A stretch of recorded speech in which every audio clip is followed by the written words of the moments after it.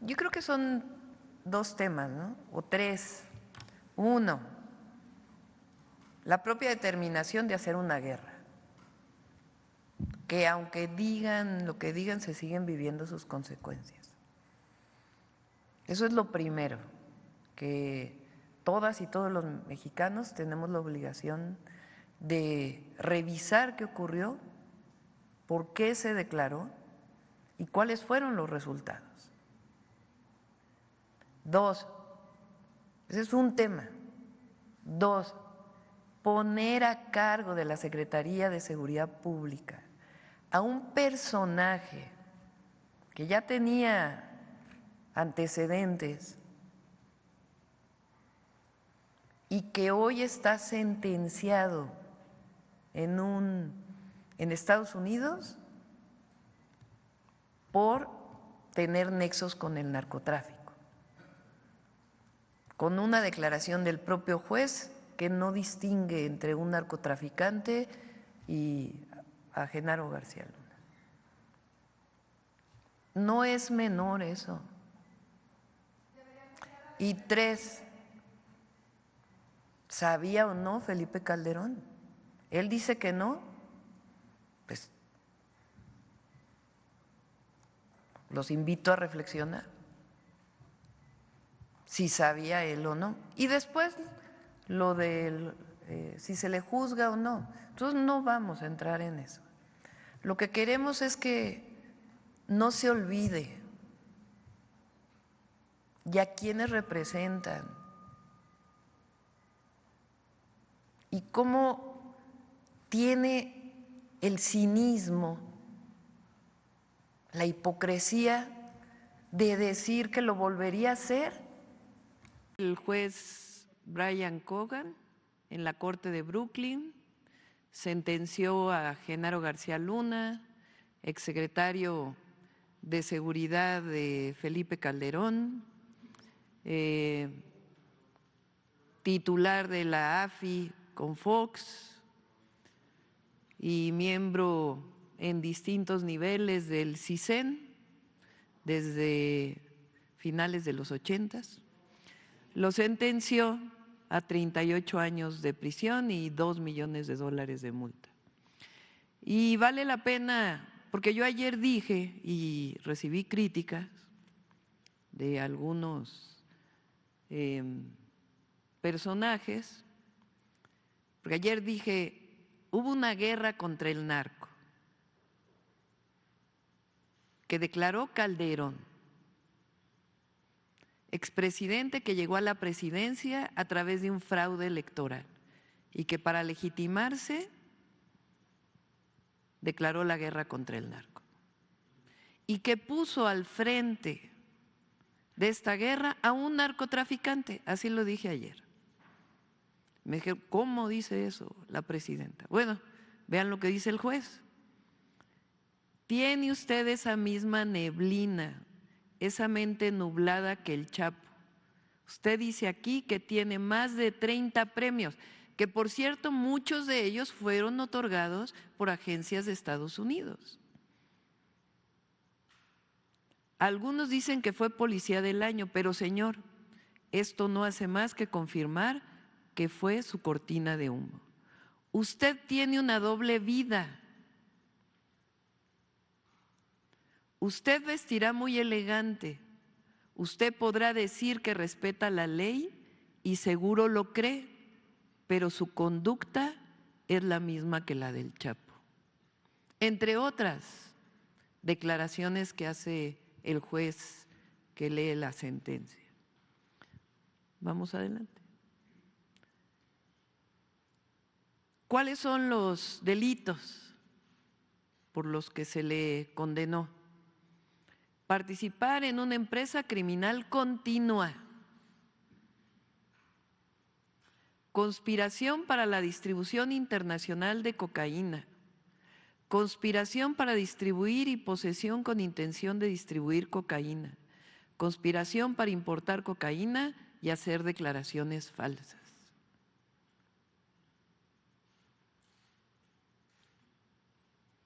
No se nos olvide que aquí en México el Poder Judicial ordena desbloquear cuentas bancarias de la esposa de García Luna. No se nos olvide tampoco que aquí el presidente López Obrador todavía la última semana de septiembre hizo una serie de declaraciones sobre este tema y entre otras dijo dónde están los recursos, porque si son de procedencia ilícita, ¿cómo es posible que se sigan utilizando libremente? Adelante. No se nos olvide las condecoraciones otorgadas a García Luna. En 2004 el FBI lo reconoció por las investigaciones y arrestos de fugitivos. En junio de 2005, la entonces titular de la Administración de Control de Drogas de Estados Unidos, la DEA, le entregó un reconocimiento por su valiosa colaboración en la lucha contra el narco.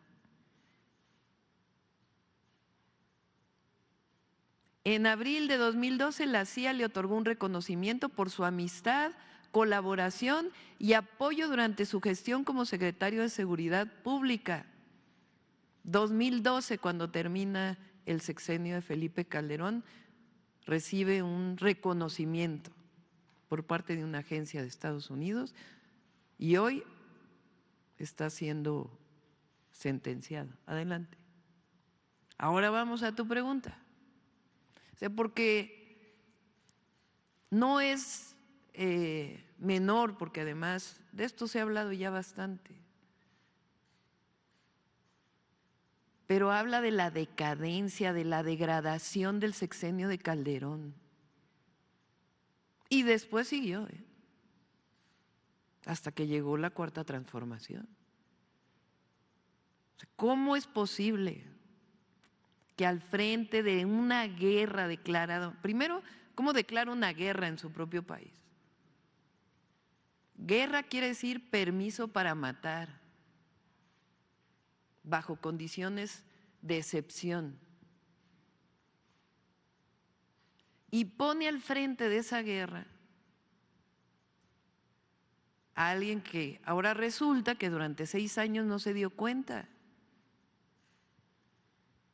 Enfrentar el crimen organizado fue una de las decisiones más difíciles de mi vida y puse ahí a Genaro García Luna y no me di cuenta durante 6 años que estaba coludido, al menos con el cártel de Sinaloa. Es que hay que decirlo con todas sus letras. Pero lo volvería a hacer. Es que el pueblo de México no se nos puede olvidar lo que ocurrió en ese sexenio. El verdadero enemigo de nuestro país es el crimen organizado que secuestra, extorsiona, mata ciudadanos, etcétera. Adelante. Mi política de seguridad tuvo aciertos y errores. Bueno, un pequeño error puso al frente de esa política de seguridad a un narcotraficante. Enfrentamos un enemigo poderoso que busca la captura del Estado, etcétera, etcétera. Adelante. Nunca tuve evidencia verificable que lo involucraba con actividades ilícitas. No he tenido acceso a las evidencias ni a los testimonios que se presentaron en el juicio. Bueno, perdón, ¿cuánto lleva el juicio? 5 años. De anticorrupción y buen gobierno. La siguiente, por favor. Lo que nosotros buscamos primero es pasar de un enfoque correctivo a un enfoque preventivo. En México tenemos un dicho que dice que ahogado el niño se tapa el pozo. Pues nosotros no queremos eso. Nosotros queremos desde antes evitar que se cometan los actos de corrupción, porque esto nos va a liberar también mucho más recursos, ¿no? No solo sancionar, sino evitar que se realicen. Para eso tenemos que hacer un trabajo muy cercano y oportuno pues, con toda la sociedad, con la gente, con los servidores públicos y también con el sector privado, porque la corrupción es no solo dentro del gobierno, sino también en el sector privado, ¿no? Siempre hay un corruptor y un corrompido. para que pueda haber un acto de corrupción. Entonces tenemos que buscar cómo evitarlo de las dos partes de la balanza. Y esta secretaría pues nos ayuda mucho a esa participación porque en el gobierno hay pocas secretarías que son transversales. ¿Qué quiere decir eso?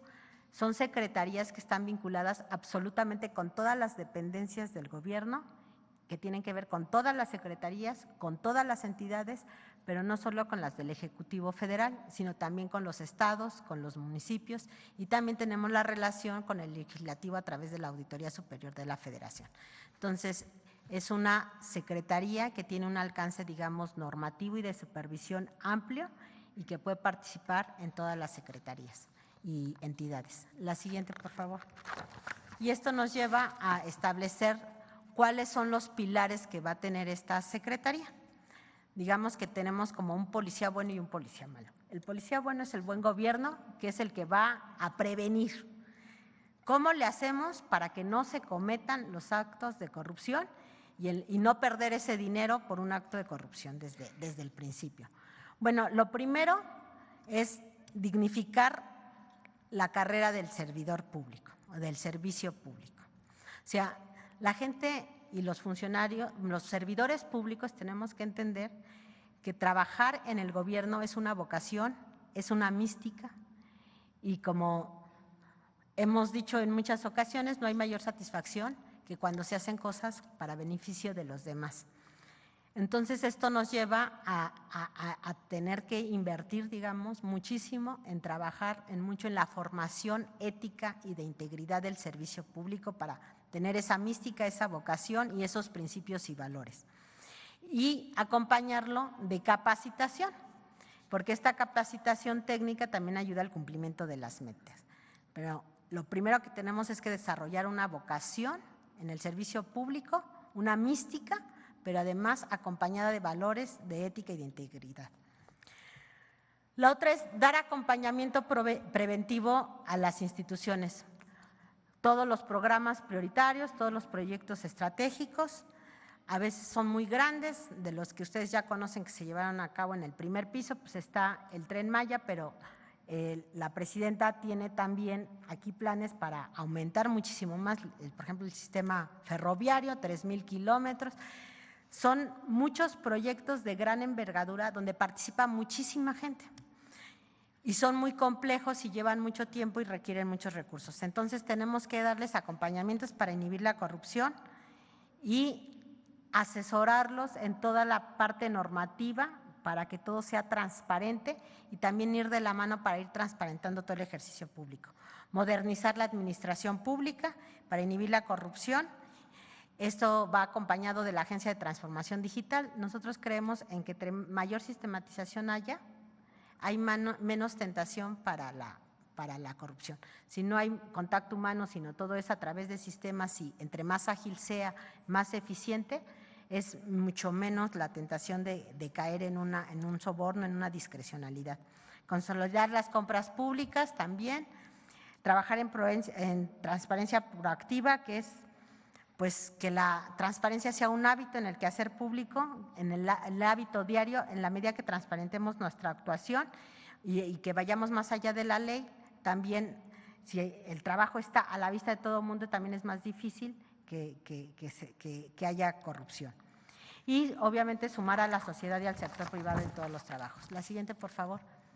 Y la área de anticorrupción es así, sería enfocar a los OICs en áreas de mayor impacto y relevancia. Son cosas que no se saben hacia afuera, pero luego la función pública resulta como en un aparato muy burocrático que hace trabajar mucho a las dependencias y las distrae de sus labores sustantivas. Entonces lo que queremos es tener no trabajar por trabajar, sino más focalizado y orientado siempre a acciones de mayor impacto y relevancia.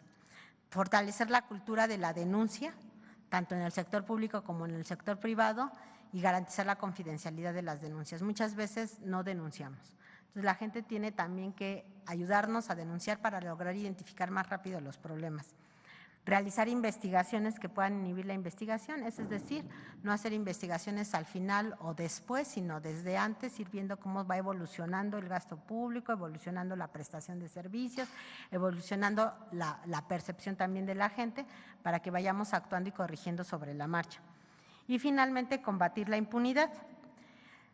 Tenemos que hacer que violar la ley sea más caro que cumplir la ley. Que no haya ningún incentivo para violar la ley. Ahorita para muchas empresas es más fácil decir incumplo con el contrato porque la penalización es muy baja y mejor digo que no tengo y con otra empresa lo vendo con una adjudicación directa a un precio más alto porque aparentemente hay un desabasto. Entonces tenemos que hacer mecanismos legales, jurídicos, con certidumbre, donde violar la ley sea más caro que cumplirla. La siguiente, por favor. La siguiente.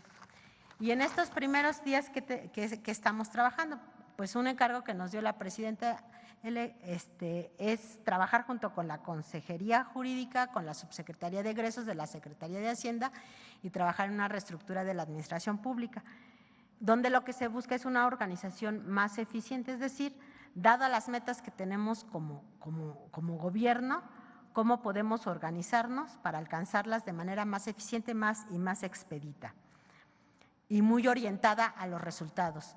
También vamos a llevar la parte de acompañamiento, ya en los primeros días ya nos han instruido el acompañamiento ya a proyectos como el Tren Maya, el sector salud, seguridad alimentaria y entre otros. ¿Y cuál es la idea? Lo que decimos es ir de la mano con el ejercicio público para que se vaya viendo que se vaya ejerciendo de manera transparente y eficiente.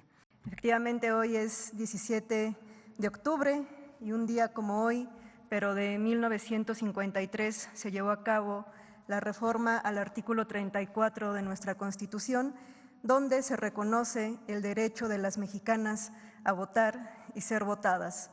El primer comentario que me gustaría emitir al respecto es que muchas veces o frecuentemente enunciamos un día como hoy, como cuando se le otorgó el voto a las mujeres. Y no fue una concesión, no se otorgó, no se concedió, sino que fue el producto de una lucha de decenas de miles de sufragistas mexicanas. Fue una lucha de décadas que terminó en la conquista de este derecho. Entonces, incluso en la forma de nombrarlo, es importante que dejemos de decir que se nos otorga o que fue una concesión, porque fue el producto de una conquista y fue el producto de una lucha que, como les decía, pues tuvo décadas de organización de distintas sufragistas y en distintas entidades. Y bueno, este derecho de estricta justicia, como lo enunció Ermila Galindo en su momento, pues tiene una larga trayectoria y les invito a ver esta cápsula para tener algunos nombres y algunos momentos claves de la lucha sufragista de las mujeres mexicanas. Las sufragistas fueron movimientos de mujeres que lucharon en distintos países para obtener el derecho al voto. En México, hace más de un siglo, en Las Violetas de la Náhuac, una de las primeras publicaciones feministas de México, se daba cuenta de los avances de la lucha sufragista en otras partes del mundo. Más tarde, en 1916, cientos de mujeres organizaron el primer Congreso Feminista en Yucatán. Ahí exigieron igualdad, educación y ciudadanía para construir junto con los hombres una sociedad basada en la democracia, la justicia y la igualdad. Un año más tarde, Ermila Galindo, colaboradora de Venustiano Carranza, promovió incluir el voto femenino en la Constitución política. Y aunque los señores congresistas no aceptaron su propuesta, se postuló como candidata a diputada, argumentando que el genérico masculino Ciudadanos incluía a las mujeres. Igualmente, fue excluida. Las mujeres yucatecas, fuertemente organizadas y ligadas al socialismo maya de Felipe Carrillo Puerto, sí lograron ganar espacios a nivel local. En 1922, Rosa Torre González se convirtió en la primera regidora de Mérida, y en 1923, Elvia Carrillo Puerto, Beatriz Peniche y Raquel Sieb, las primeras diputadas del Congreso de Yucatán. la ola de las sufragistas mexicanas se extendió por el territorio. En 1925, Chiapas y Tabasco reconocieron la igualdad jurídica de las mujeres para votar y ser votadas. En 1936, se eligió en Chilpancingo, Guerrero, a Aurora Mesa, la primera mujer en presidir un consejo municipal. Ese mismo año, Puebla reconoció el derecho de las mujeres a ser inscritas en el padrón electoral. Más tarde, Refugio Cuca García fundó junto con otras mujeres el Frente Único Pro Derechos de la Mujer, en el que llegaron a participar 50,000 mujeres. En 1937, ganó una diputación federal por Uruapan, Michoacán, pero el colegio electoral le negó el triunfo. Protestó con una huelga de hambre de 11 días frente a la residencia presidencial de Los Pinos. Fue hasta 1947 que se publicó la adición al artículo 115 de la Constitución para otorgar el derecho de las mujeres a votar, pero únicamente en elecciones municipales. En 1952, Amalia González Caballero y Margarita García Flores emprendieron una gira por todo el país, con el fin de recabar la firma de más de 500,000 mujeres para hacer la petición formal de igualdad de derechos políticos. En abril, se organizó además una Asamblea Nacional Femenil en la Ciudad de México, en el marco de la campaña presidencial de Adolfo Ruiz Cortines, en la que participaron cerca de 20,000 mujeres que exigían el derecho a votar y ser votadas. Finalmente, el 17 de octubre de 1953, se publicó la Reforma Constitucional que reconoció la ciudadanía plena de las mujeres y su derecho a votar y ser votadas a nivel federal.